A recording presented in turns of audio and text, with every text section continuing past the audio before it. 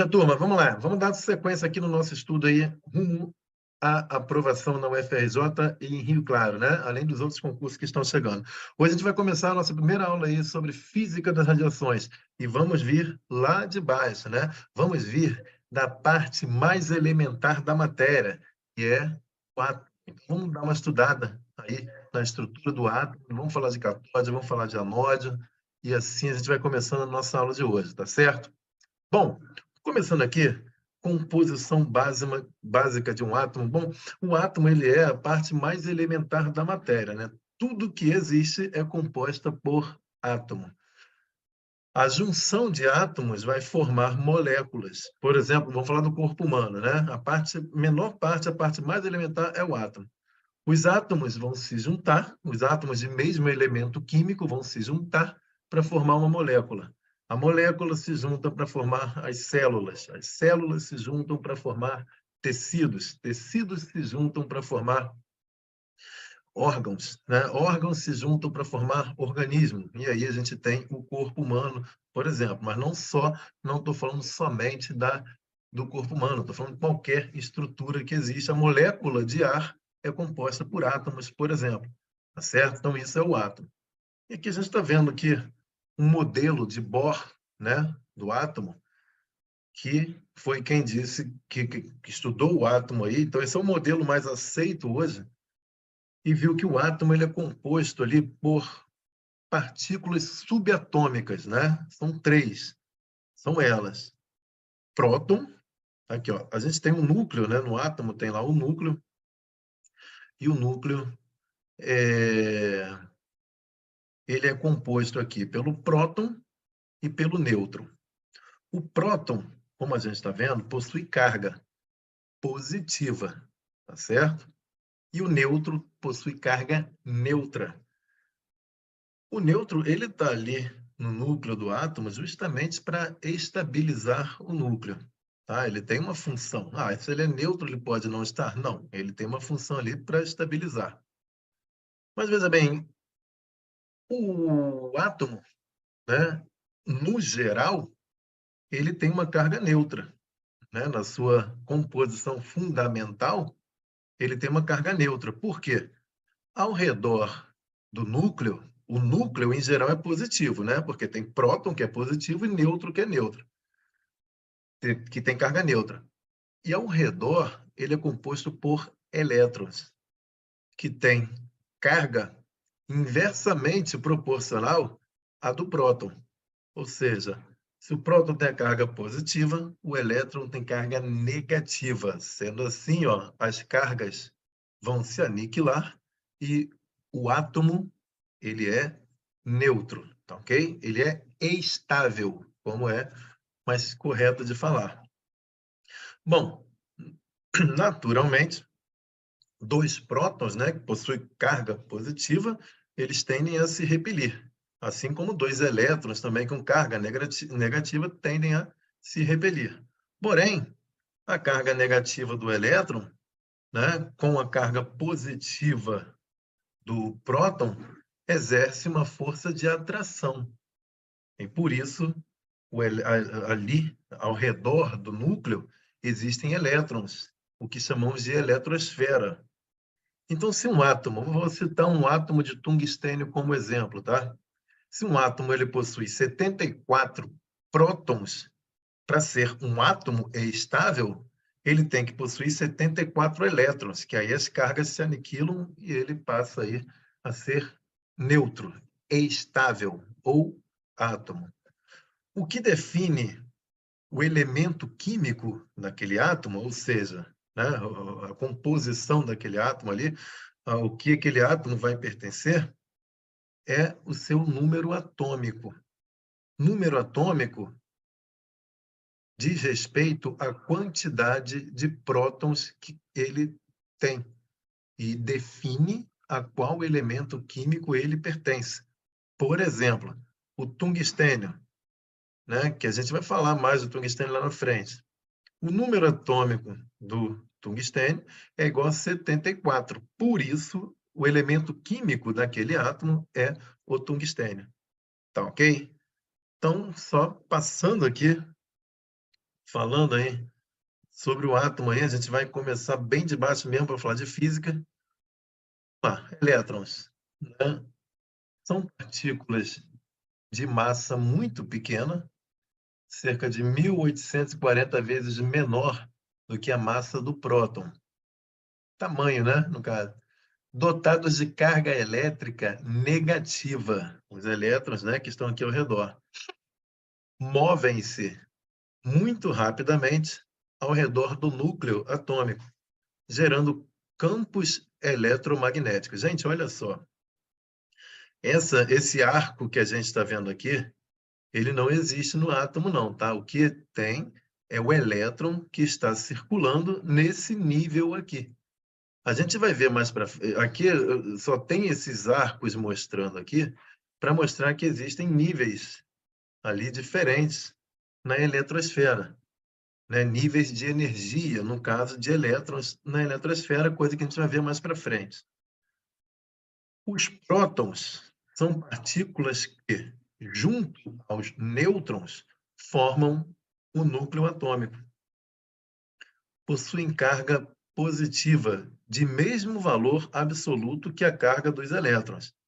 Assim, um próton e um elétron tendem a se atrair eletricamente. Nêutrons. Os nêutrons, junto aos prótons, formam o núcleo atômico e, como possuem massa bastante parecida, eles perfazem 99,9% de toda a massa do átomo. Possuem carga elétrica nula, resultante das subpartículas que os compõem, e são dispostos estrategicamente no núcleo de modo a estabilizá-lo. Ok? Então, conhecemos aqui as chamadas partículas subatômicas, né? A parte mais elementar, no caso, é o átomo, ou seja, a menor na formação aí é o átomo. E ainda existem as partículas subatômicas, que são prótons com carga positiva, nêutrons com carga negativa e nêutrons com carga neutra e elétron com carga negativa, tá certo? Qualquer dúvida, perguntem, por favor. Então, continuando, vamos lá. Ó, camadas e organização.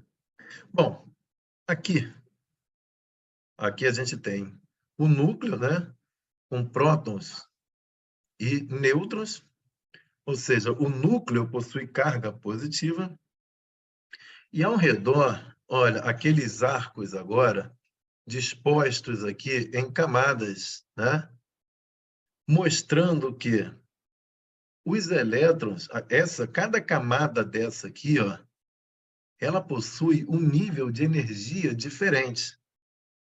De forma que a camada que está mais próxima do núcleo é aquela camada de menor energia. E isso faz com que, quando eu falo uma menor energia, né, significa que ela é a camada onde os elétrons têm energia mais negativa. E, por isso, nessa camada, os elétrons vão estar mais próximos do núcleo. São mais atraídos, né? Por possuírem uma energia menor, né, do que as outras, os elétrons que estão presentes ali são aqueles que vão estar mais próximos do núcleo, tá certo? É a camada K, na verdade. É a camada onde os elétrons estão mais ligados ao núcleo. É a camada onde os elétrons são os mais difíceis de serem arrancados do núcleo, e vocês já vão ver como que ocorre isso. Então, ó, conforme a camada vai ficando mais distante do núcleo, os elétrons ali terão uma energia maior, certo? Dessa maneira, um elétron aqui, por exemplo, da camada L, ele não pode ocupar, por causa da sua energia, ele não tem como ele ocupar a camada K, né? Não tem como ele vir para a camada K, a não ser que ele perca energia. E isso vai acontecer quando o átomo precisar se estabilizar, né? Ó, por exemplo, vou colocar aqui, ó, desculpa, eu coloquei, peraí, só um minutinho. Vou colocar aqui o seguinte, ó, vou numerar aqui essas camadas aqui, né? Então, essa primeira camada aqui, eu vou colocar uma energia de menos 100. Sempre, já deu essa aula aqui, né, outras vezes. Aí aqui eu tenho uma camada com menos 90, aqui menos 80. Não é isso? Ah, a gente sabe que menos 100 é menos do que menos 90, não é isso? Por exemplo, se eu tenho menos 90 menos 10, se eu tenho menos 90 e perco 10, eu vou ter quanto? Menos 100, correto? Então, a gente viu que um elétron aqui, ó, que está presente nessa camada aqui, ó, coloquei um elétron ali na camada L, né? Para ele poder se encaixar na camada K, ele precisa liberar energia. No nosso exemplo ali, ele vai liberar 10 de energia, né? Ele vai perder 10. Essa energia que é perdida, entre aspas, por ele, quando ele passa da camada L para a camada K, essa energia vai ser transformada em fóton X. Então, é uma das formas aí da produção de raio-x, certo? E isso, mas quando que isso vai ocorrer? Isso vai ocorrer quando, por exemplo, ó, assim como a gente tem aqui um elétron na camada K, né? Se esse elétron recebe uma determinada energia, chamada energia ionizante, como, por exemplo, os raios-x, quando o raio-x atinge aquele elétron, vai passar uma energia para aquele elétron. Aquele elétron que tinha uma energia de menos 100 não vai ter mais, porque ele recebeu uma energia do fóton X, por exemplo. Não é isso? E aí o que, que ele faz? Duas coisas podem ocorrer. Ele pode, dependendo da quantidade de energia que ele recebe, ele pode saltar e sair da órbita, né? Então ele vai o núcleo agora, o átomo agora vai virar um íon. Por que que vai virar íon? Porque ele agora vai ter mais prótons do que elétrons. Ele vai ter carga positiva, né? Já que ele tem mais prótons do que elétrons, ele vai ter carga positiva. Como perdeu um elétron, né? Isso foi uma ionização. O que que é ionização, então? É quando um elétron ele é arrancado de um átomo, mas pode ter também o caso da ionização quando o átomo ganha um elétron, né? Aí não estou falando de interação com raio-x, tá certo? Porque íon, diferente de íon, é, na verdade, um átomo que perdeu ou ganhou elétron. E aí ele vai ficar positivo ou negativo, tá certo? Outra coisa, aí quando o elétron saiu, na camada K ficou um vazio, que tem que ser preenchido. Aí, olha só, o elétron, como que isso vai ser preenchido? Como que o átomo tende a se estabilizar?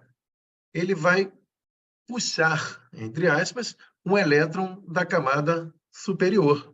Então, o elétron da camada L, ó, ele vai passar para a camada K. Porém, para que ele possa passar para a camada K, ele precisa perder energia, uma vez que o nível de energia nas camadas é diferente. Então, olha só, ele vem da camada L para a camada K. Porém, essa diferença de energia de uma camada para outra vai ser convertida em, ó, quando ele passa de uma camada para outra, ele vai emitir raio-x. Tá ok? Então, isso é ionização e depois eu falei sobre a formação de raio-x. Outra coisa que também pode ocorrer é quando, ó, botei o elétron lá novamente. Esse elétron recebeu uma quantidade de energia, porém, essa energia que ele recebeu não é uma energia suficiente para arrancar ele do átomo, né? É uma energia que ele recebeu, mas que não vai permitir mais que ele permaneça na camada K, porque ele recebeu energia, e também não é o suficiente para arrancar do átomo. Então, o que, que pode acontecer com ele? Ele vai para uma camada mais externa e fica ali. Ó, ficou um vazio aqui na camada mais interna. Ó, ele saiu daquela camada e foi para uma camada mais externa. Ok. O que vai acontecer? Ele vai voltar, porque o átomo tende a se estabilizar. Então, ele vai voltar, como ele recebeu a energia, ele foi para a camada mais externa. Mas, para voltar, ele vai ter que emitir essa energia novamente. Só que agora ele vai emitir energia em forma de fóton. Tá ok? O nome desse segundo exemplo que eu dei aí é excitação. Então, essas duas coisas podem ocorrer com um átomo: ionização ou excitação. Ionização é quando o átomo vira íon, né? Quando o elétron some. Íon tem carga positiva ou negativa. Excitação é apenas quando o elétron passa para a camada de cima, depois retorna para a camada de origem e aí emite um fóton X como resultado. Beleza, continuando aí ainda falando de átomo aqui, ó, o átomo ele possui camadas e para cada camada existe uma quantidade de elétrons que ela suporta. Ó, na camada K, por exemplo, ó, somente 2 elétrons. A camada L, 8 elétrons. Camada M, 18 elétrons. Nem todos os átomos, gente, vão possuir todas essas camadas, né? A gente tem o hidrogênio, por exemplo, que tem um número atômico igual a 1. Então, ele só tem uma camada, né? Porque só tem um elétron ao redor, porque só tem um próton, só tem um elétron ao redor. Mas quanto maior for o número atômico daquele átomo, maior vai ser a quantidade de camadas que ele vai ter, tá? A última camada do átomo é a camada mais energética, é a chamada camada de valência. Por ela ser mais energética, é onde os átomos mais facilmente podem ser arrancados. Tá ok? Deixa eu ver, me perguntaram aqui, ó. Aí essa camada do hidrogênio seria só a K? Exatamente, só vai ter a camada K, né? Então, é só a mais próxima do núcleo. Beleza, então, continuando aqui, ó. Dando sequência aqui, a gente precisa falar disso para depois entender essa parte de física de uma vez por todas. A eletrosfera, bem chamada de nuvem eletrônica, é dividida em 7 camadas energéticas, que recebem as letras K, L, M, N, O, P e Q, sendo que a primeira é de menor energia e mais próxima do núcleo. Já lembrei, já falei para vocês, só para vocês associarem. Como ela é de menor energia, ela tem uma maior energia negativa do que as outras. Vamos colocar assim, tá? Só para exemplificar. E é por isso que elas estão mais próximas do núcleo e mais agarradas ali ao núcleo, tá? A camada K. E a última é a mais energética e mais distante do núcleo atômico. O físico dinamarquês Niels Bohr, isso já caiu em prova de concurso, né? Eles colocaram lá uma imagem desse esquema aí de um átomo e perguntou qual era o exemplo desse esquema aí. Isso aí é um átomo de Bohr. Determinou que os elétrons podem orbitar no núcleo nessas camadas eletrônicas sem ganhar nem perder energia. Porém, se os elétrons saltam para uma camada mais externa, os átomos passam para um estado excitado de energia. Ao voltar para a camada de origem, os elétrons emitem a energia acumulada em forma de fótons que liberam energia luminosa. Cada uma da eletrosfera pode comportar uma quantidade limitada de partículas negativas, ou seja, em cada uma, o número de elétrons já é determinado e nós temos ali 2, 8, 18, 32, 32, 18 e 8 na última, tá certo? Só aqui, só indo, só para a gente entender, tipo assim, mas Doni, como é que os átomos, por exemplo, eles se unem, né, para formar uma molécula, né? Por exemplo, H2O, né, 2 moléculas de hidrogênio e uma de oxigênio. Como que isso acontece? Essa última camada do átomo, ela normalmente, a última camada, ela é incompleta, entre aspas. Por quê? Ela vai se completar com um outro átomo formando uma ligação, chamada ligação covalente. Deixa eu dar um exemplo aqui para vocês. Ó. A gente tem aqui, ó, por exemplo, eu tenho um átomo aqui, né? Então ele deveria ter 8, né? 8 elétrons aqui na última camada. Mas vou dar um exemplo só aqui. Não vou fazer, vamos dizer que esse aqui só tenha 4, né? Como é que ele vai se juntar com esse átomo aqui, ó? Deixa eu tentar colocar um átomo próximo aqui, ó. Como é que ele vai se juntar com esse outro átomo aqui, ó? Eles vão compartilhar elétron, que vai fazer com que eles fiquem unidos, formando uma ligação, né? Que é a ligação, nesse caso aqui, covalente. E aí aqui pode ter outro aqui, ó, compartilhando aqui também, dependendo de qual for a molécula, vai ter outro aqui, até completar 8 para cada um desses átomos. O que é uma quebra de molécula, por exemplo, que pode ocorrer por causa do raio-x? Quando o raio-x atinge aqui, ó, esse elétron que está ligando os dois átomos, ionizando ele e separando aqui, ocorre uma quebra de moléculas. Tá certo? Só para vocês entenderem aqui, mas isso aqui para nossas provas assim, não vai ser tão... não é importante, mas eu gosto que vocês tenham esse entendimento, porque para outros casos assim, a gente vai precisar. Então, vamos lá, vamos seguindo aqui, continuando. Aqui a gente tem também, continua falando sobre o átomo aqui, ó.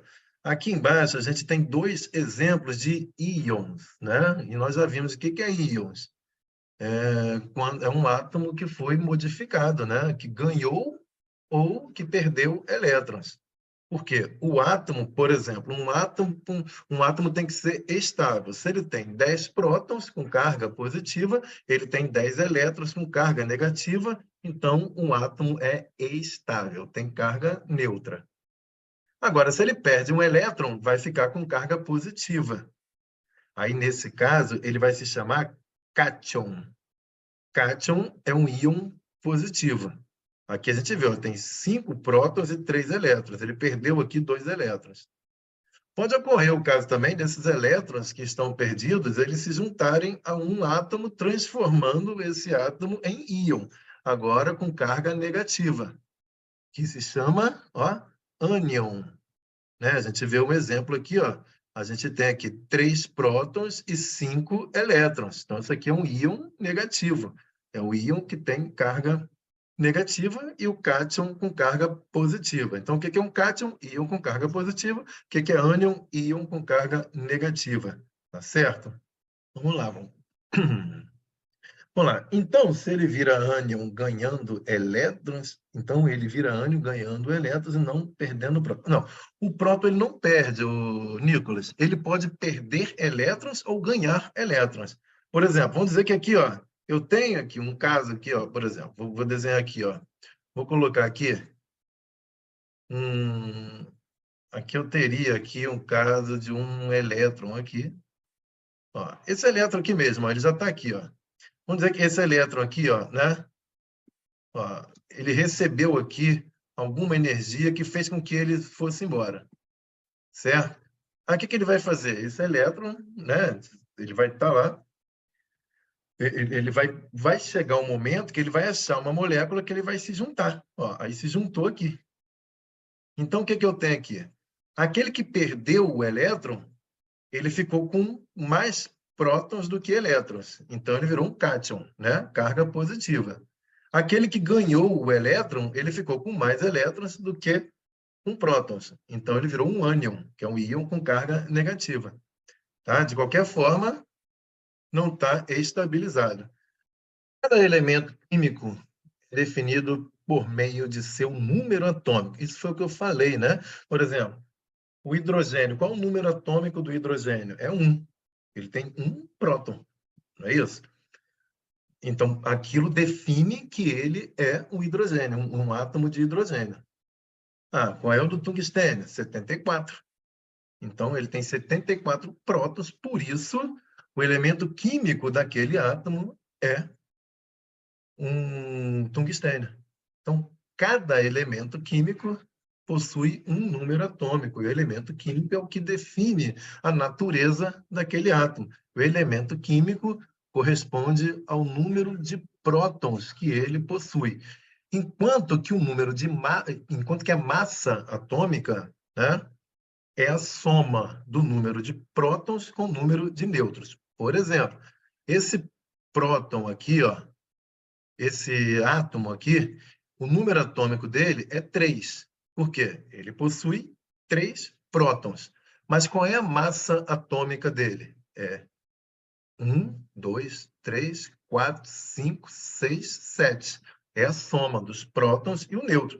Então, aí, ó, na tabela periódica, inclusive, ele vai estar lá, o número atômico dele fica em cima, a massa atômica dele fica embaixo, normalmente. A gente vai ver, vai ter esse exemplo aqui para a gente poder ver isso aqui, tá? Então, só lembrem que o número atômico é o que define o elemento químico, tá ok? A gente pode ter, no caso, átomos com o mesmo número atômico, mas com massa diferente. Isso o que chamamos de isótopos, né? Mas isso é papo mais para frente. Ó, o número atômico indica a quantidade de prótons do átomo do elemento. Por exemplo, o magnésio, né, tem um número atômico que é representado pela letra Z, tá? O número atômico é representado pela letra Z, igual a 12, ok? E ali, entre parênteses, está que o número atômico é igual a prótons. Então, o magnésio tem 12 prótons, por isso o seu número atômico é 12. O número de massa atômica, representado pela letra A, tá? É a soma das massas unitárias dos prótons com a dos nêutrons. Por exemplo, no magnésio, a massa atômica é igual a 24. Você tem lá número de massa, né, que é o A, é igual prótons mais nêutrons, tá ok? Então, número atômico, que é o que define o elemento químico, tá? Já falei que o átomo pode ter mesmo número atômico, mas diferente número de massa, né? Ele pode ter mais ou menos nêutrons. Aí eles vão ser isótopos. Mas o número atômico é o que define o elemento químico. Então, ele, para ser daquele elemento químico, ele tem que ter aquela determinada quantidade de prótons. Tá? Então, isso é o número atômico. Massa atômica é a soma de prótons e nêutrons que ele possui no seu núcleo. Ok. Para um átomo ser eletricamente neutro, ele precisa ter a mesma quantidade de prótons e elétrons. Mas como nem sempre isso ocorre, surgem então os compostos denominados de íons. Quando a gente fala radiação ionizante, é porque aquela radiação tem uma energia capaz de arrancar elétrons das órbitas, né? Então, por isso que ela é ionizante. Raio-X, por exemplo, é radiação gama, né? Tem outros tipos que não são capazes de arrancar elétrons, né? Mas para ser capaz de arrancar elétrons, tem que ser energia ionizante. Íons são átomos que perderam ou ganharam elétrons em razão de reações. Eles se classificam em ânions e cátions. Ânion, átomo que recebe elétron e fica carregado negativamente. Cátion, átomo que perde elétrons e adquire carga positiva. Tá certo, gente?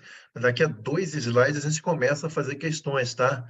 É porque essa parte introdutória aqui é importante, como eu falei, para quando a gente vai falar, para a gente entender formação de raio-x, para a gente entender efeito fotoelétrico, para a gente entender a parte de efeito Compton, radiação Bresstalung, radiação característica, a gente tem que passar por essa parte toda aqui. E isso aqui cai muito em concurso, tá? Essa parte assim dessa questão aí de átomos e tal, tende a cair em concurso sim, principalmente concurso federal. Aqui a gente tem na tabela periódica aqui, né, a representação do tungstênio. A gente vai falar dele porque o tungstênio é muito importante aí para a formação do raio-x. O filamento lá do cátodo é feito de tungstênio. A pista focal do anodo é feita de tungstênio. Então é importante a gente entender o tungstênio. Ó, ele tem aqui em cima, ó, isso aqui é o símbolo dele, né, como ele é representado. O W, que representa o elemento que é o tungstênio. Aqui está o nome, tungstênio. Aqui em cima, né, na tabela, que é uma representação dele na tabela periódica, tá? É o número atômico dele. Isso representa que isso significa que um átomo de tungstênio possui 74 prótons no seu núcleo, ok?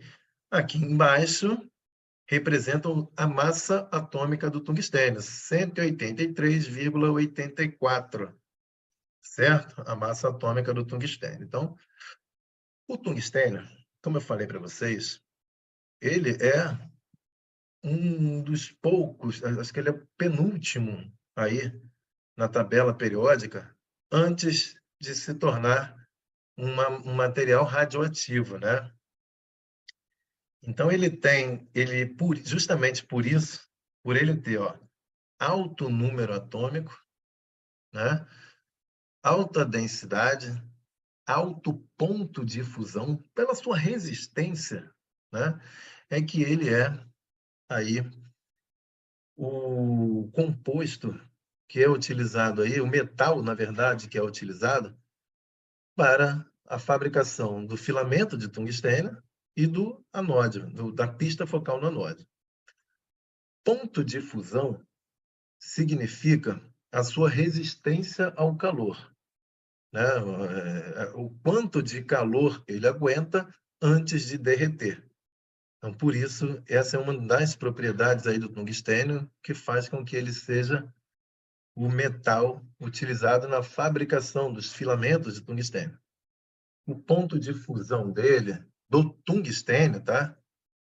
Ele é de aproximadamente 3.410.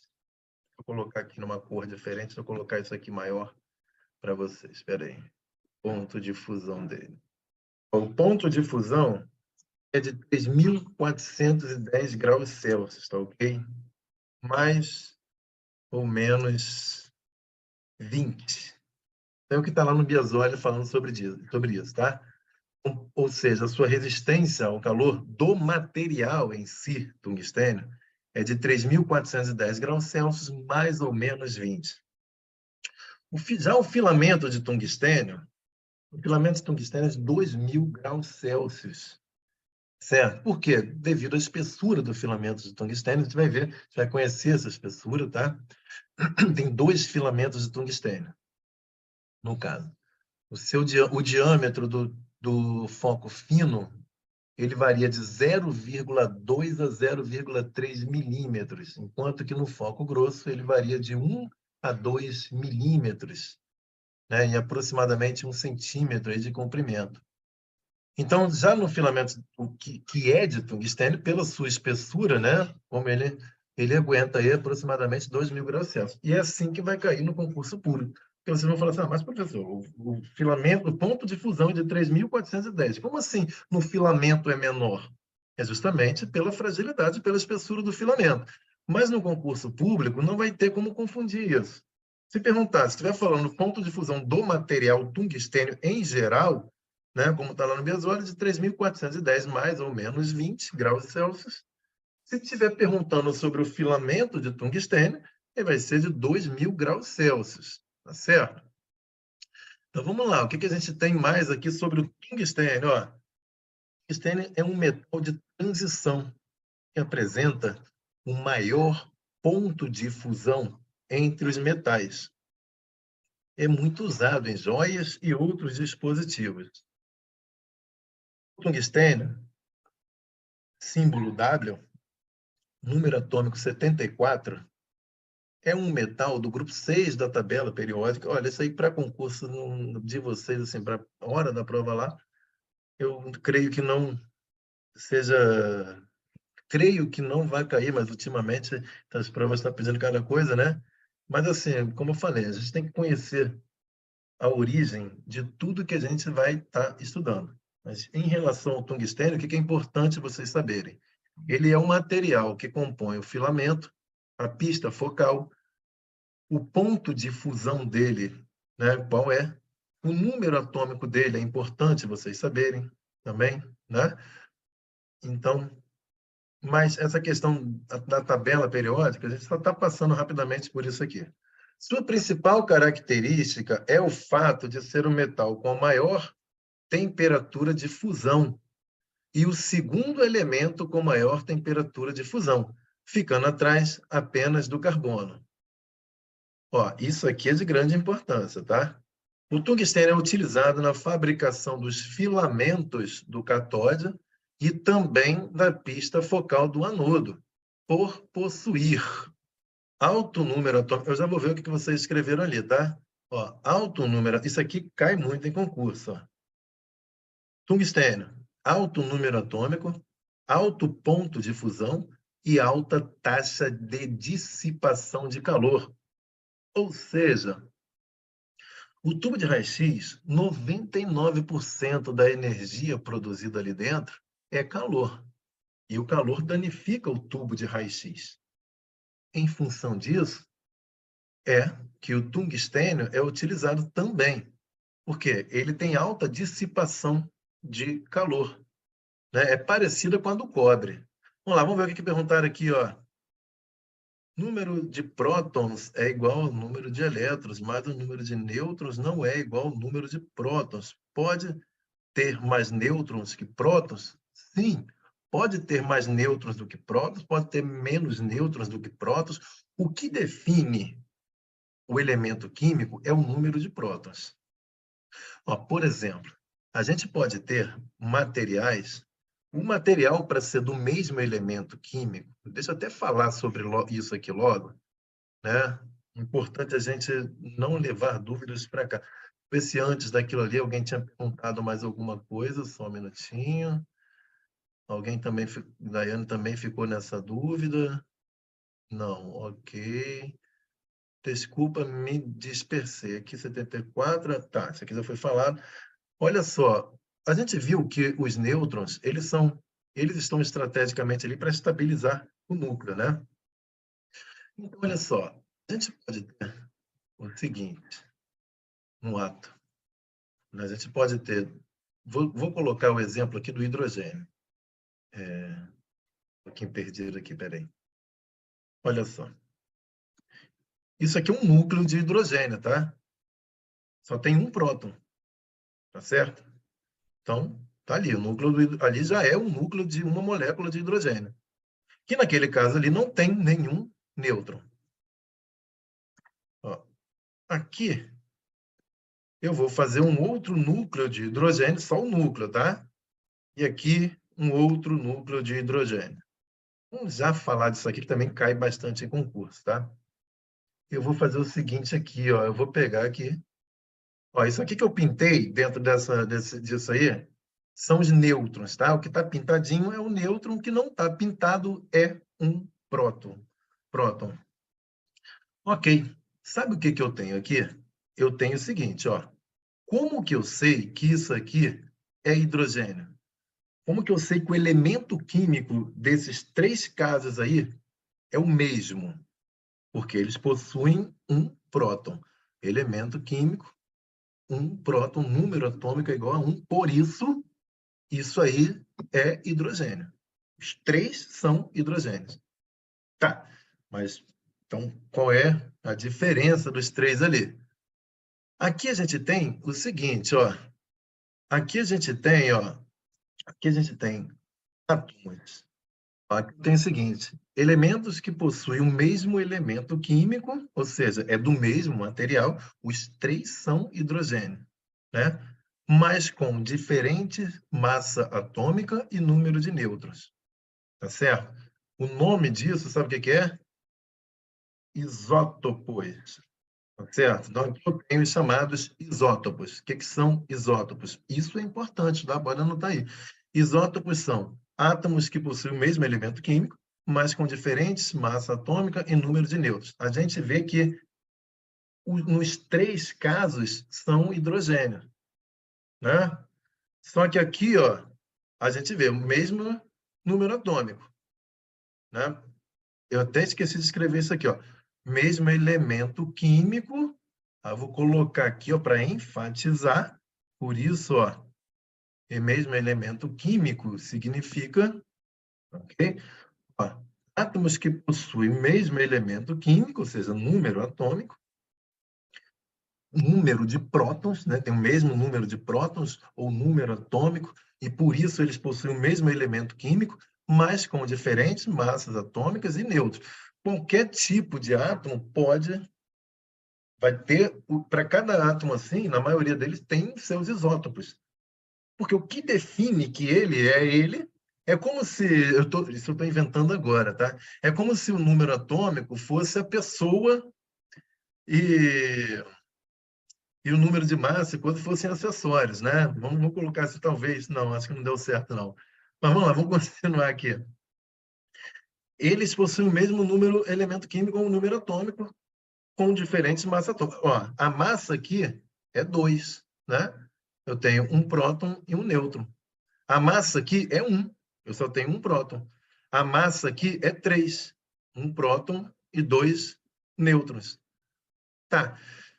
E o número de nêutrons? Aqui não tem nenhum nêutron, aqui tem um nêutron e aqui tem 2 nêutrons. Ok, então, olha lá, massa atômica e número de nêutrons diferentes. E número atômico é igual. 1, 2, 3. Perdão, um aqui e um aqui. E é um número atômico que define a sua natureza, é que define quem ele é, ok? Então, isso são isótopos. Tem também um outro caso, outros 2 casos. Já que a gente está falando disso, vamos completar isso aqui, ó. Tem outros 2 casos. Agora, eu vou ter aqui, ó.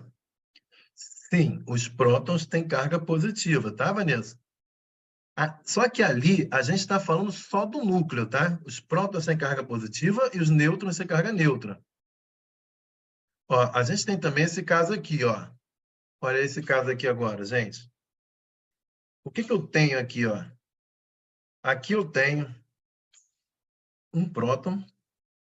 Aqui eu tenho... Perdão, aqui eu tenho 2 prótons. O próton é o que não está pintado, né? Então, aqui eu tenho 2 prótons, ou seja, o número atômico aqui é igual a 2. Aqui eu tenho um próton, número atômico igual a 1. E aqui eu tenho 3 prótons. Ok. Então, ó, não é o mesmo número atômico. Eu vou perguntar uma coisa a vocês. Esses 3 átomos aí, eles pertencem ao mesmo elemento químico? O que vocês acham? Respondam aí, por favor. Não, né? Então, eles não são do mesmo elemento químico. Ok. Eles têm, aqui, ó, o mesmo número de nêutrons? Também não, né?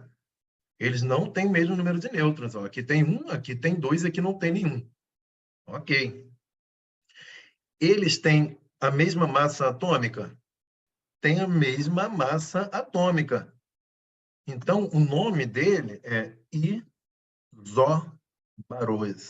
Iso de igual, baros de massa atômica. Isóbaros. O que são os isóbaros? Olha, isso aqui é importante, tá?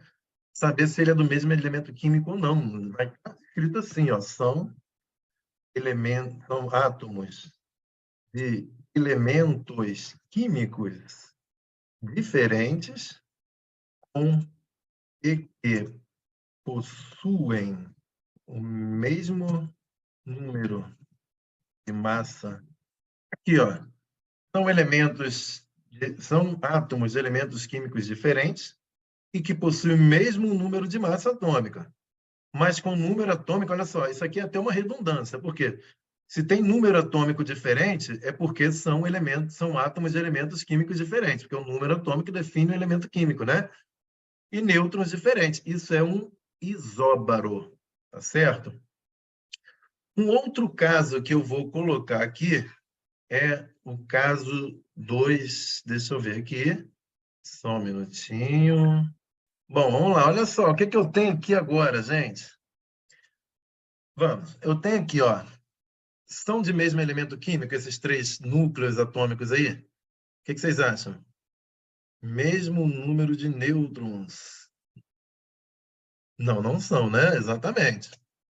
São do mesmo elemento químico, perdão, já perguntei, né? Eles possuem a mesma massa atômica? Também não. Mas eles possuem o mesmo número de nêutrons. Não é isso? Então a gente tem, olha só.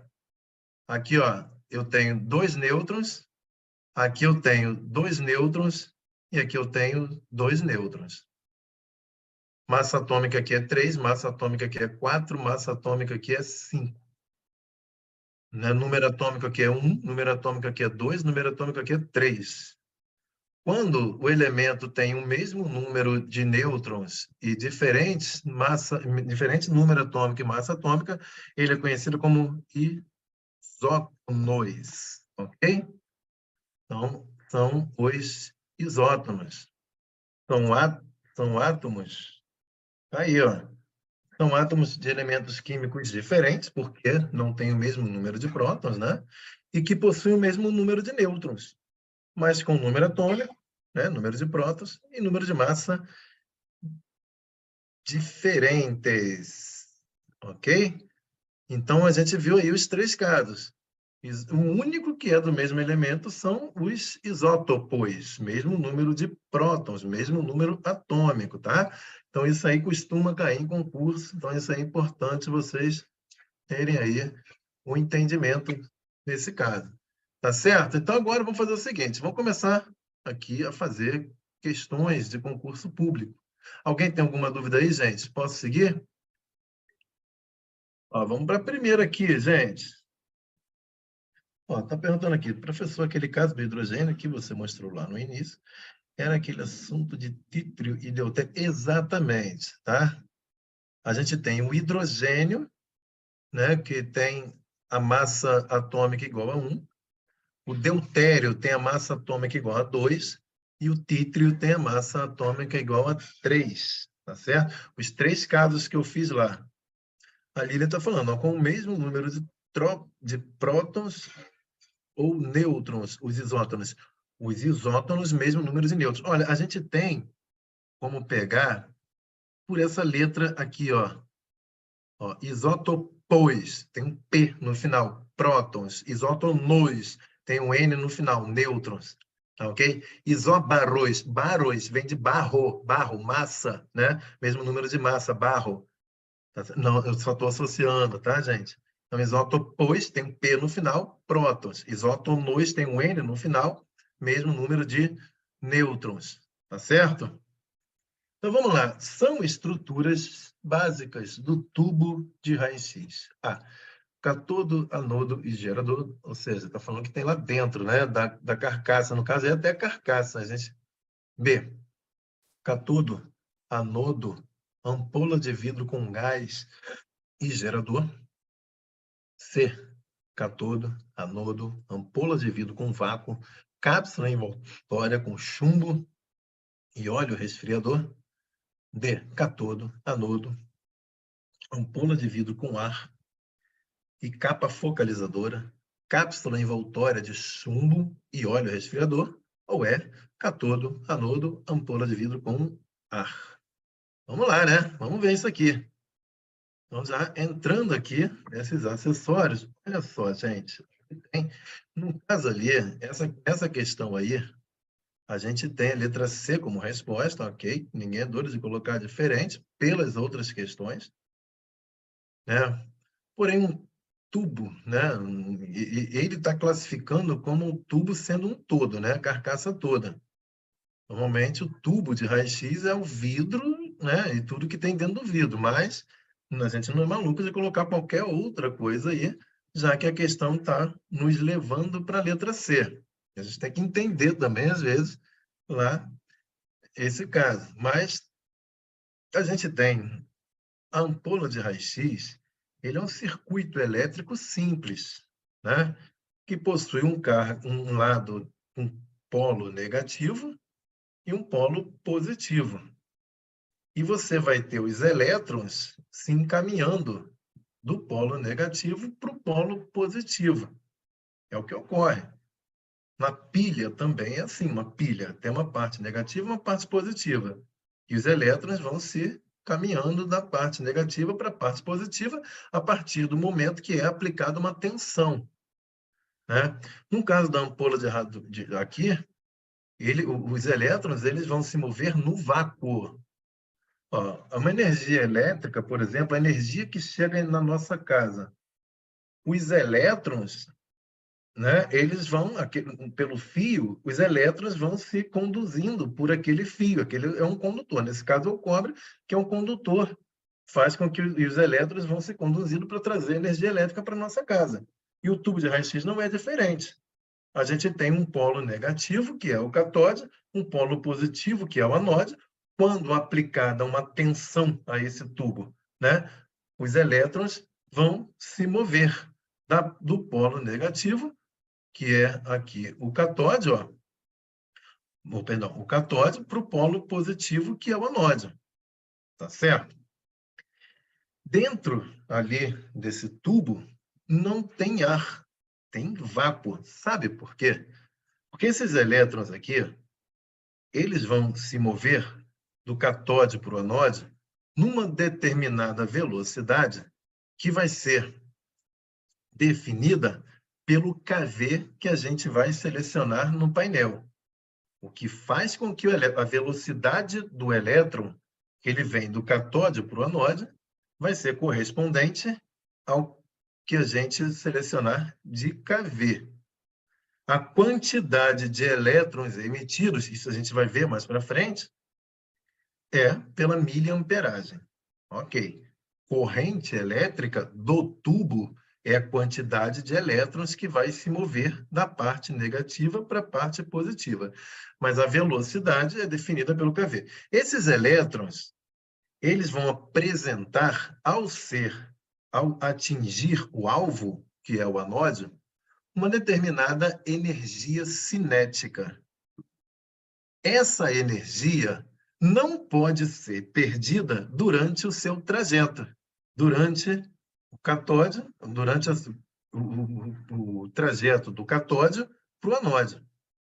Por isso é que a ampola não pode ter ar, porque senão os elétrons que vêm do catóde para o anode iriam perder a sua energia ao interagir com as moléculas do ar que estão ali dentro. Por isso, isso é uma coisa que nós chamamos de trânsito livre.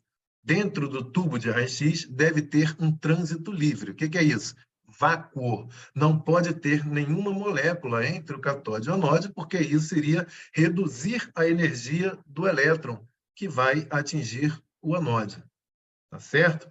Então, a gente tem, ó, no polo negativo, o catóde. Do outro lado, tem polo positivo, que é o anode, uma placa metálica. Mas no catóde, o catóde é uma placa, também é uma peça metálica que serve de suporte para a parte mais importante, que é o filamento de tungstênio. Mais para frente, a gente vai ver como que vai funcionar toda essa formação aí do raio-x, tá? Então, esses, na verdade, que tem dois filamentos, né, normalmente. Isso aqui que é a parte importante aqui do polo negativo. E os elétrons, quando aplicada a tensão do tubo, a diferença de potencial, eles se movem da parte negativa para a parte positiva. Ok. Tem aqui, ó, a gente está falando da estrutura do tubo, né? Tem aqui um tubo de vidro, né?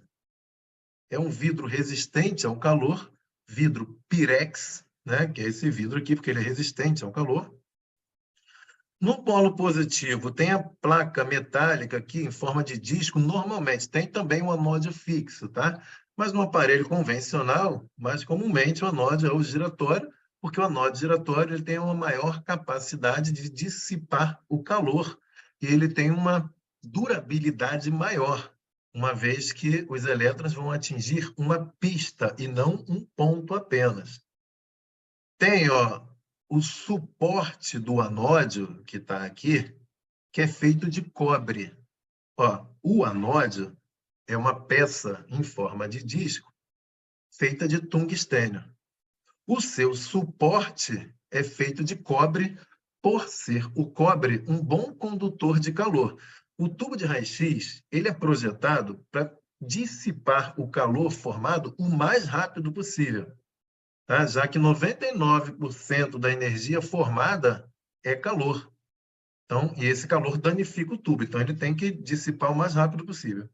Tem aqui dentro também um rotor, que é uma espécie de motor, que faz o anódio girar, tá certo? Então, isso aí é o tubo de vidro, que tem dentro no seu interior, né? Aqui, ó, a gente tem um revestimento de chumbo, que é o que vai conter a radiação, no caso que não pertença ao feixe útil de radiação. O que é feixe útil de radiação? É apenas aquela fatia da radiação, ó, que está saindo pela janela, que está direcionada para o paciente. O nome disso é feixe útil de radiação. Qualquer outro tipo de radiação que não pertença ao feixe útil, ó, vai ser contida pelo revestimento de chumbo. Se por acaso essa radiação consegue ultrapassar essa carcaça de chumbo, ela é chamada de radiação de fuga. O que é radiação de fuga, então? Questão de concurso. É a radiação que não pertence ao feixe útil, porque feixe útil é aquele que está direcionado, e que consiga escapar ou ultrapassar a carcaça de chumbo e ou o sistema de colimador, tá certo? Então, tudo que saia do tubo, que saia da carcaça e que não seja do feixe útil de radiação é conhecido como radiação de fuga, tá certo? Então, tá aí. E tem ali, ó, como foi falado já para vocês, uma abertura, né, que é a janela lá por onde vai passar o feixe útil de radiação que vai atingir o paciente. Não, Nicolas, não são necessários. Raios moles, né, eles vão para todos os lados também. Mas os raios moles, com certeza, eles nunca vão conseguir ultrapassar o sistema lá de chumbo. Os raios moles, eles podem pertencer ao feixe útil de radiação, mas eles devem ser minimizados pelo filtro, tá certo? Então, feixe útil de radiação, ele é composto ali, né? O feixe útil é o que sai pela janela. Nele pode ter raios moles e raios duros, só que os raios moles devem ser contidos pela placa, que é pelo filtro, né, que vai ser colocado na janela, que vai ali aumentar a média energética do feixe de radiação. Tá? Então vamos lá, vamos seguindo aqui, gente. Ó, raios moles são os de baixa energia. Exatamente. Raios moles são de baixa energia. Os de baixa energia. Assim como quando a gente costuma falar que o filtro, que a gente vai falar mais para frente sobre ele, o filtro ele é colocado aqui, ó. Ele é para conter, para absorver esses raios moles. O filtro ele tende a endurecer o feixe.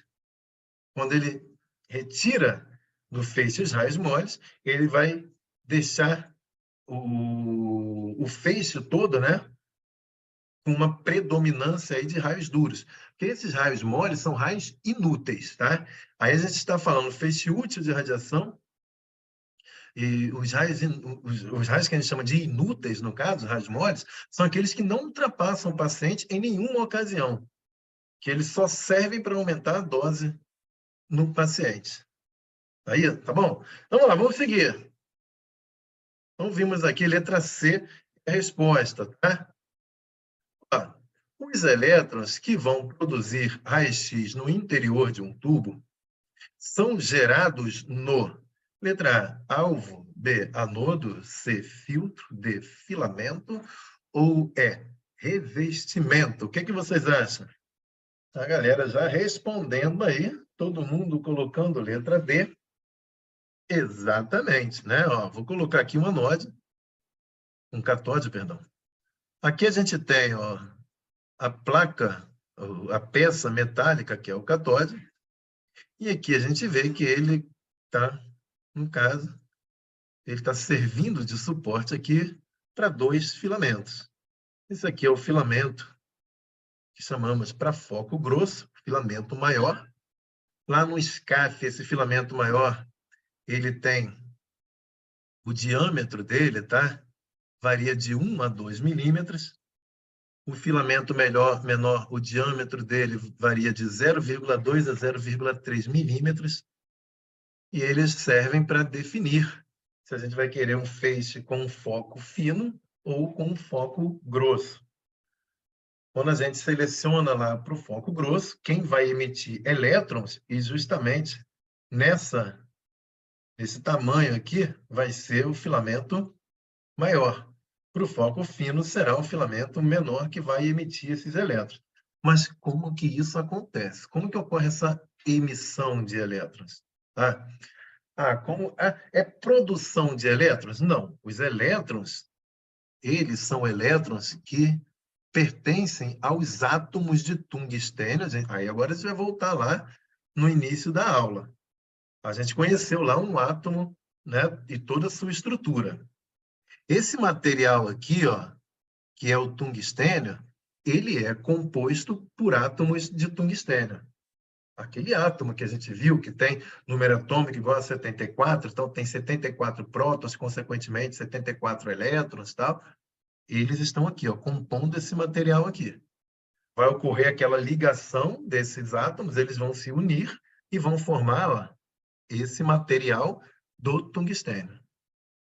Aí, sabe o que vai acontecer? Opa, muita gente falando. Vamos lá, o tamanho do filamento, ou fala devagar, não consegui anotar. No SCAF, o filamento maior, ele tem um diâmetro de 1 a 2 milímetros. O filamento menor, 0,2 a 0,3 milímetros. Tem variação de aparelho, tem variação de medidas em outros aparelhos? Sim. Né? Por exemplo, na mamografia. Na mamografia, varia de 0,1 a 0,4 milímetros. Tá? E só isso, não tem maior ou menor, tá? Nessa variação aí apenas. Tá? Ok? Não, então, vai depender qual é a finalidade daquele equipamento. Por exemplo, na mamografia, são necessários pontos focais muito pequenos, em alguns casos. 0,1 milímetro, por exemplo, porque você tem ali na mamografia um contraste inerente, contraste anatômico que eu estou falando, bem pequeno. Tem pouco contraste anatômico. Então, você precisa de um ponto focal bem pequenininho para poder dar maior detalhe. Então, isso vai depender aí, no caso, do tipo de equipamento. Mas vamos lá. Ó, aí, gente, o que acontece aqui? Ó? Aqui a gente vai ter, ó,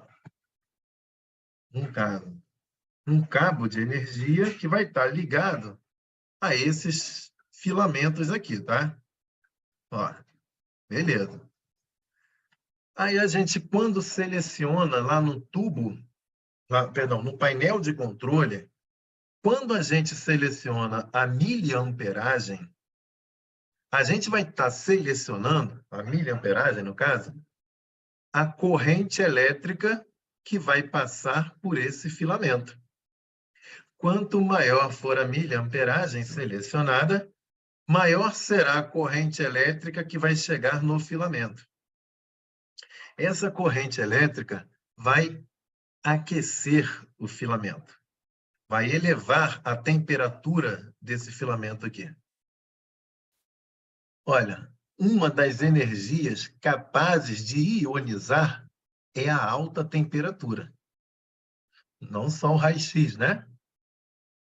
Então, essa alta temperatura que vai aquecer esse filamento, e lembrem-se, o ponto de fusão dele é de 2.000 graus Celsius. Então, ele vai suportar até 2.000 graus Celsius.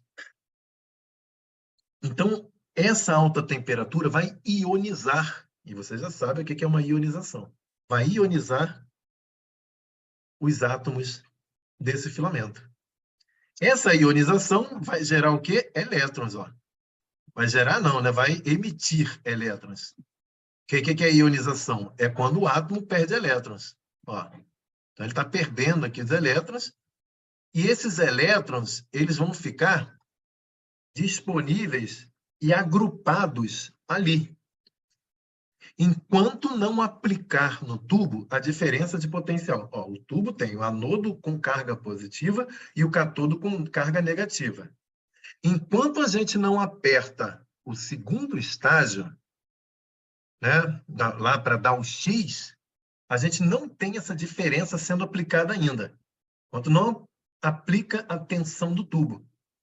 Por isso, os elétrons eles vão ficar agrupados, porque ó, o filamento ele está contido dentro de uma cavidade chamada coletor eletrônico ou copo focalizador, carregado negativamente e fazendo com que os elétrons fiquem aqui, ó, porque não foi aplicada ainda a diferença de potencial do tubo.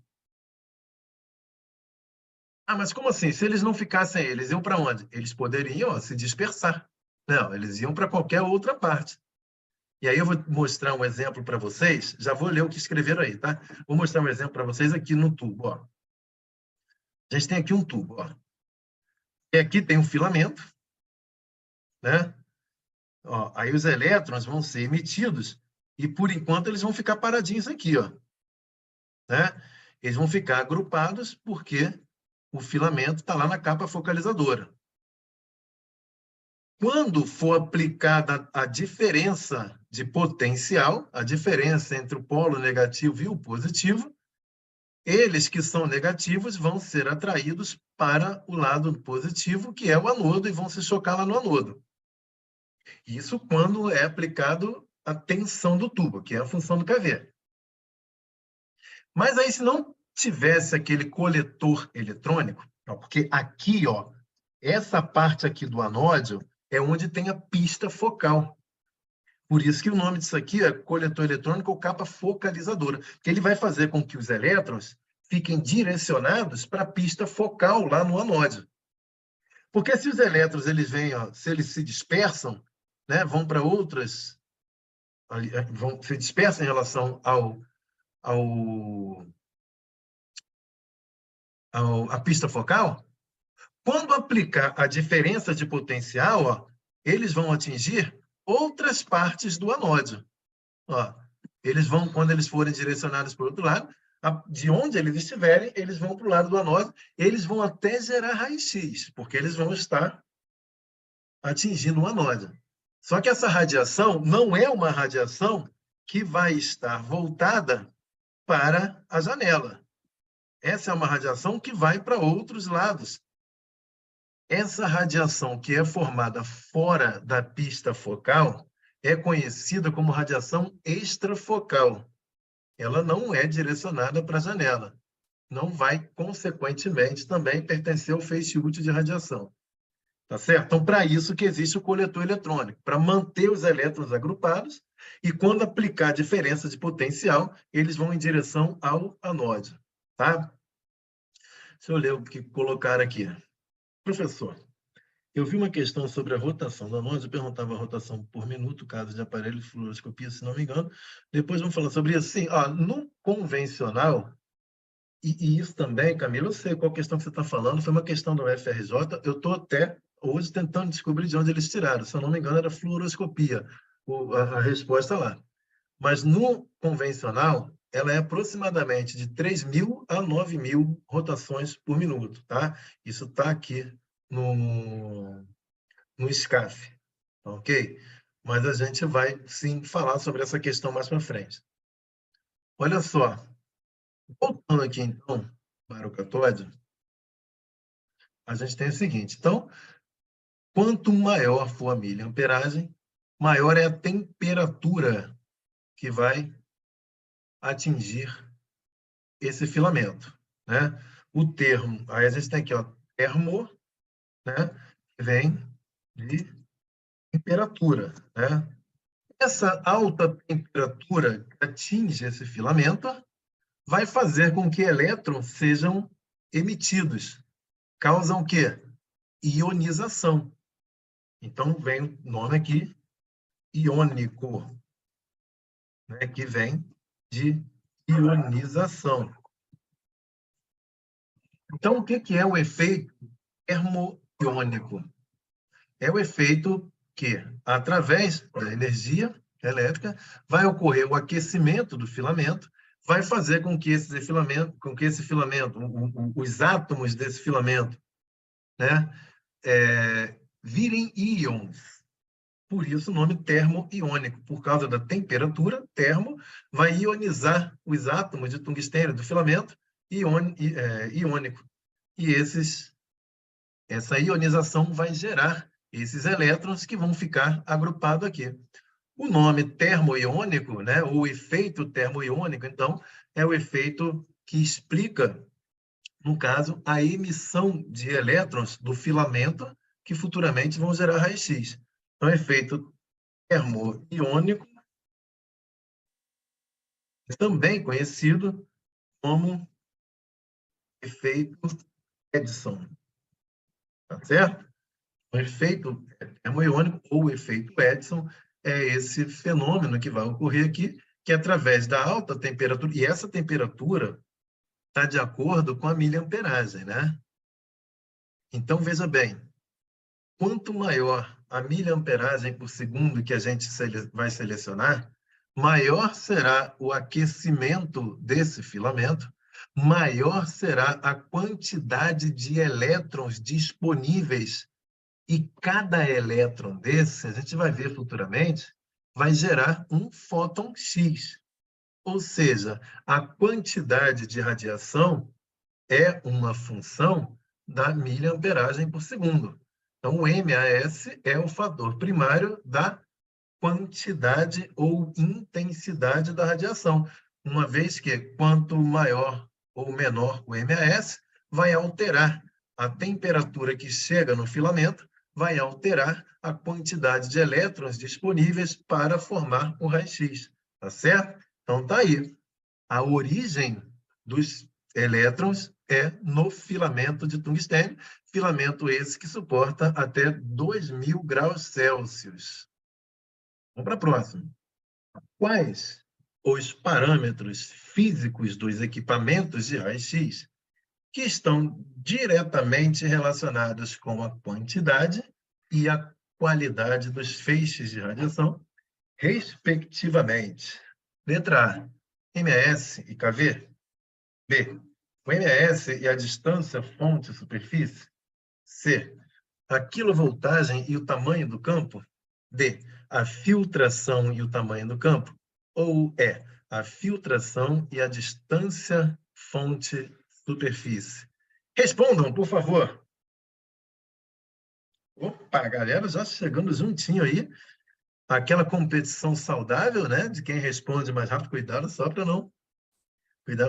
na hora da emoção não responder errado, hein? Letra A, certinho. Bom, vocês já viram por quê? E a quantidade, né, é uma função aí do MS, né? Quanto maior o MS, maior a corrente que vai passar pelo filamento, consequentemente, maior será a corrente do tubo, né? A corrente do tubo é o elétron passando de um lado para o outro. E maior será a quantidade de raio-x formada. Ok. Sabe como é que funciona a questão do KV? Da seguinte forma, ó. Eu já falei para vocês que os elétrons que aqui estão, ó, aqui eu tenho no tubo o seguinte, ó. Esse lado aqui que é do catódio, ele é negativo. É um circuito elétrico simples, né? Possui um polo negativo e um polo positivo. E o lado do catódio é um lado positivo. Ok? Porém, o KV é responsável por aplicar essa diferença de potencial, ou tensão do tubo. Então, olha só, gente. Essa bolinha vermelha aqui é o elétron que foi emitido quando eu selecionei a miliamperagem, ocorreu o aquecimento do filamento, e aí ocorreu a emissão desse elétron, que está ali paradinho. Sabe por quê? Porque nesse momento aí não foi aplicada essa diferença, negativo e positivo no tubo. Isso vai ser aplicado quando a gente aplica a tensão do tubo, que é o kV, ou diferença de potencial. Lá no painel de controle, quando eu seleciono a miliamperagem, a gente vai selecionar lá a corrente que vai passar pelo filamento, que vai emitir os elétrons. Quando eu seleciono o kV, eu vou estar selecionando, ó, a diferença do potencial, do negativo para o positivo. Essa diferença de potencial vai ser um determinante para a velocidade com que o elétron vai de um lado para o outro. Ó, se eu aplico um kV baixinho, eu vou ter uma diferença de potencial menor. Quando a gente aperta para dar o X, né? Quando a gente aperta o segundo estágio do tubo, o elétron vai numa velocidade menor. Se eu coloco um kV mais alto, eu vou ter uma maior diferença de potencial e o elétron vai mais rápido de um lado para o outro. Essa velocidade do elétron vai determinar a sua energia cinética. E aí, na hora da formação do raio-x, Bremsstrahlung ou frenamento, que é o que predomina, a gente vai conhecer na próxima aula, a gente tem o seguinte: cada elétron desse vai ser responsável por formar um fóton. Mas a energia desse elétron, a penetração desse elétron, ou a qualidade desse, perdão, a penetração desse fóton, ou a qualidade desse fóton, lembrando que qualidade é diretamente proporcional à penetração. Quanto mais penetrante, quanto maior o kV, maior a qualidade do fóton. A penetração desse fóton vai depender da energia cinética dele, que é o kV, que é o responsável. Porque quanto maior o kV, maior é a diferença de potencial, mais rápido o elétron vai de um lado para o outro, do lado negativo para o lado positivo, maior será a sua energia cinética, que vai gerar a energia de penetração de cada fóton. Tá certo? Então, vamos lá. Quando a gente ver, e isso a gente vai ver novamente, tá? Na próxima aula a gente vai falar sobre formação do raio-x. Olha só. Então, MAS, eu já estou selecionando o MAS, tá? Falando a miliamperagem mais o tempo. Os dois, a miliamperagem vezes o tempo de exposição, que são efetivamente responsáveis pela quantidade ou intensidade da radiação. É assim que vai cair na prova do concurso. Ele é o MS, responsável pela quantidade ou intensidade. Já no KV, existem outras palavras que estão relacionadas. O KV é o fator primário. O KV é responsável por quem, né? Vou começar aqui, ó. Tensão do tubo, diferença inicial, energia do feixe, qualidade do feixe, normalmente isso, tá? Penetração do feixe, feixe ou fóton, tá? Então tá aí. Em concurso público vai estar caindo dessa maneira. Deixa eu ver se alguém escreveu aqui, porque tem na frente, alguém escreveu ali. Vamos lá. O KV não. KV, olha só. Aí você está confundindo as coisas. Embora o KV é mais correto, Nicolas. O Nicolas está perguntando, o KV é fator primário da qualidade? O KV ele é responsável pela qualidade, é mais correto falar isso. Quando a gente fala fator primário, a gente fala que o KV é o fator primário do contraste, que é uma aula que a gente vai ver ainda. De forma que, aliás, a gente viu recentemente essa aula até, né? Quanto menor o KV, maior é o efeito fotoelétrico, que aí é o contraste, tá certo? Assim como o MAS é responsável pela densidade óptica do filme, pelo grau de escurecimento do filme, tá? Então, quando perguntar, KV é responsável pela tensão, ou por essa diferença de potencial, pela energia do feixe, pela qualidade do feixe, pela penetração do feixe. Uma coisa também que é interessante, a gente, ultimamente, gente, as provas de concurso, né, não é, se eu não me engano, não é o caso da UFRJ. Eu acho que a UFRJ ela determina a literatura a ser estudada, mas a gente vai estar vendo isso. Mas eles estão buscando coisas, assuntos até da internet. A pessoa, quando vai criar uma questão de concurso, às vezes, dependendo da banca, eles estão buscando até assuntos de internet. Então, é sempre bom estar falando esse tipo de coisa aqui para vocês. Ó. Essa locomoção que ocorre dos elétrons, quando é aplicada a diferença de potencial, que os elétrons vão do polo negativo para o polo positivo, isso é conhecido como efeito Benson. Tá? O efeito Benson é o fenômeno que explica aí, tá? Essa locomoção dos elétrons do polo negativo para o polo positivo. O Dayana, normalmente, tá? É Biasoli e Montrager. É o que mais... perdão, Forrest, obrigado, tá? Eu estou com o efeito Benson aqui na cabeça. Efeito Forrest. Fenômeno Forrest. Benson é a diferença do foco efetivo do foco real para o foco efetivo. Foi falado na última aula ao vivo, né, Nicolas?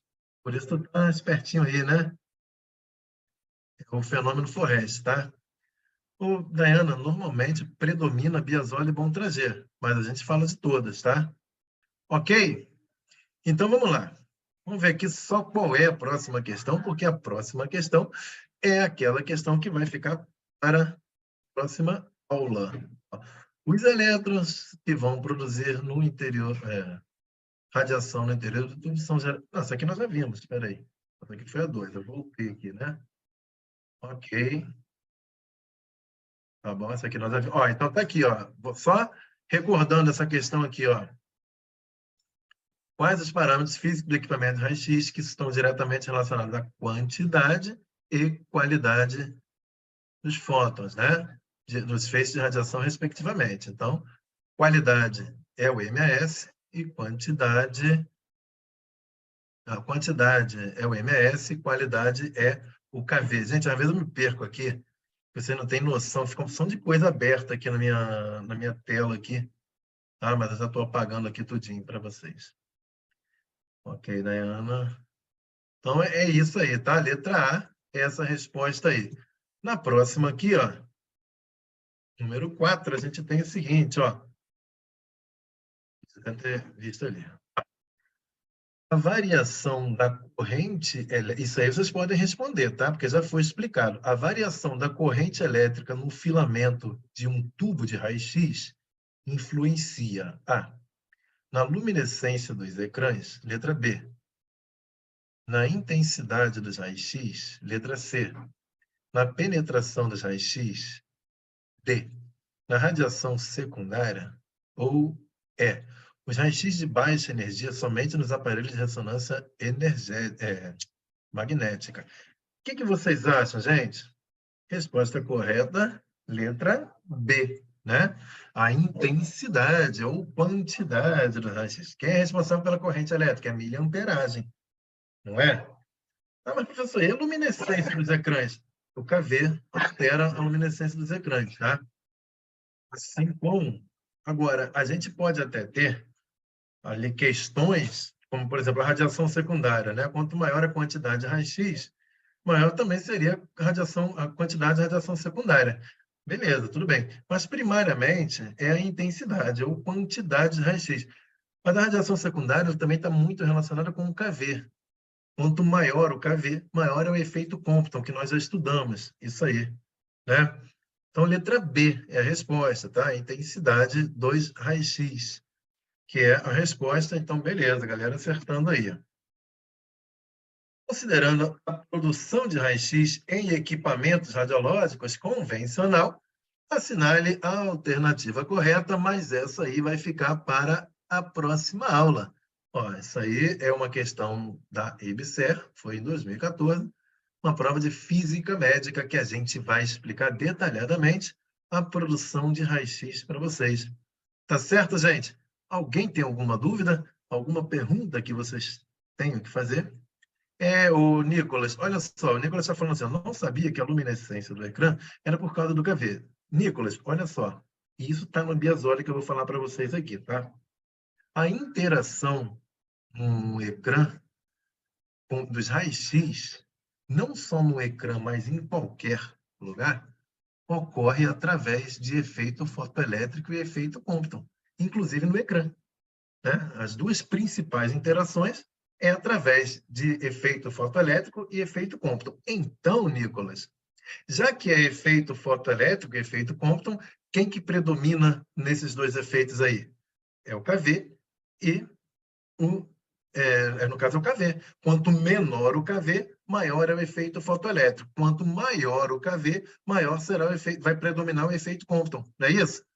Então, é o KV que altera aí, nesses casos aí. Mas vamos lembrar também que existem aí, no caso aí, também a questão da quantidade, né? Também o MS. Vamos lá. Quero saber se amanhã ainda teremos aula ou se já será na segunda-feira.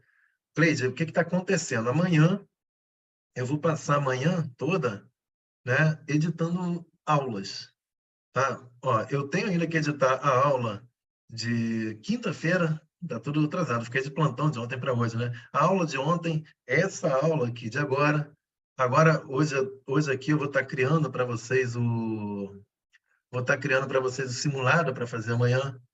Então, por uma questão de organização também, até para um espaçamento maior das aulas, para vocês poderem estar seguindo, eu decidi colocar essa aula para segunda-feira. Muita gente também não consegue assistir a aula. Aula 9 horas, tá? 9 horas da manhã, a aula de segunda-feira, administração pública. E foi o que eu falei, administração pública, pode ser que eu dê aula também na quarta, na sexta, na segunda. O importante é que as aulas vão ficar gravadinhas lá para vocês e a gente tem que passar esse conteúdo o quanto antes, né? Eu estou dizendo o quanto antes porque vocês têm esse conteúdo para rever quando vocês quiserem lá na plataforma. Então, vou dar mais uma lida aqui sobre a parte aí de Lei 8.112, né? Porque é uma coisa que vocês não têm costumes de estudar. Então, vocês vão rever aquela aula lá e eu tenho certeza que se vocês estiverem seguindo aqui, pelo menos o nosso planejamento de aulas da semana, vocês vão estar mandando muito bem nessa prova aí, tá? Gente, muito obrigado aí mais uma vez pela companhia, tá? Hoje ainda eu vou estar enviando para vocês a segunda aula de SUS, que foi na quinta-feira, tá? Mas as outras eu provavelmente vou enviar amanhã de manhã. Fiquem com Deus aí, um abraço para todos aí e até a próxima.